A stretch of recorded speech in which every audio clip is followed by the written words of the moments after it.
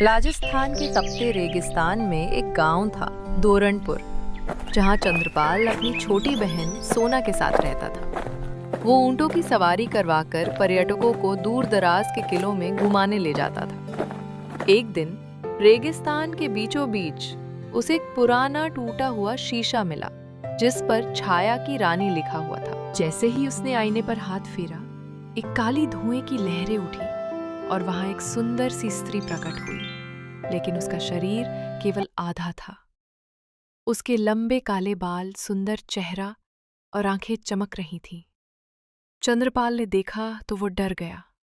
तुमने मुझे जगा दिया है। अब मेरी छाया तुम्हारे साथ जुड़ गई है।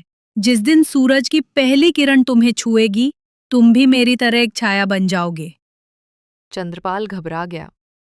नहीं नहीं, ऐसा मत करो। मैं एक गरीब और साधारण व्यक्ति हूँ। मेरी छोटी बहन है, उसका ख्याल कौन रखेगा? कुछ देर सोचने के बाद छाया रानी ने एक उपाय बताया। ठीक है, मैं तुम्हें इस श्राप से बचने का एक उपाय बताती हूँ।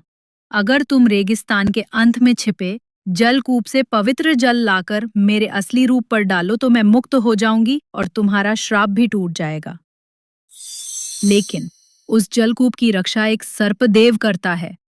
क्या तुम इसमें सफल हो पाओगे? सर्प देवता? लेकिन अगर मैं वो जल नहीं ला पाया तो तुम्हें सर्पदेव से कोई नहीं बचा सकता। ठीक है, मैं कोशिश जरूर करूंगा। चंद्रपाल ने अपनी बहन सोना को सब बात बता दिया। सोना को जब ये पता चला तो उसने भी अपने भाई को अकेले नहीं जाने दिया और वो भी उसके साथ उस जलकूप की यात्रा शुरू कर दी। रातें बहुत डरावनी थीं। जंगल से डरावनी आवाजें आ रही थीं।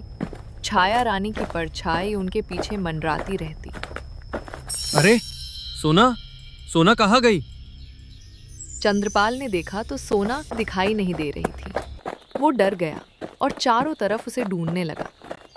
कुछ समय बाद चंद्रपाल ने देखा कि रेत में एक नाग ने उसे घेर लिया है।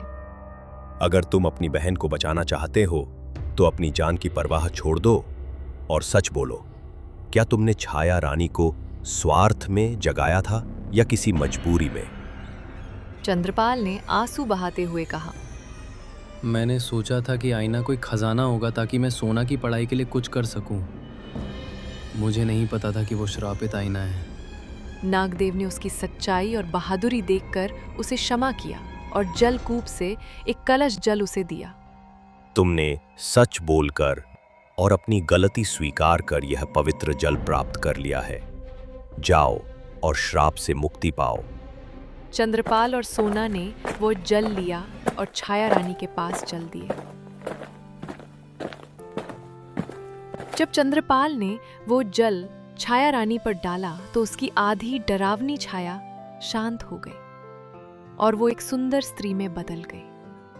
मैं असल में एक राजकुमारी थी जिसे मेरे सौतेले भाई ने छल से श्राप दिलवाया था। आज तुमने इंसानियत से मेरा उद्धार किया है। रानी ने उन्हें एक वरदान दिया। मैं तुम्हें एक वरदान देती हूँ।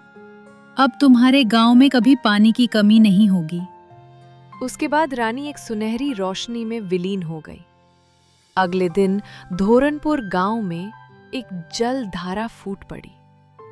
गांव में खुशियां लौट आईं। चंद्रपाल और सोना गांव में सबके प्यारे बन गए। तो दोस्तों, ये कहानी आपको अच्छी लगी तो लाइक, शेयर और सब्सक्राइब जरूर करें।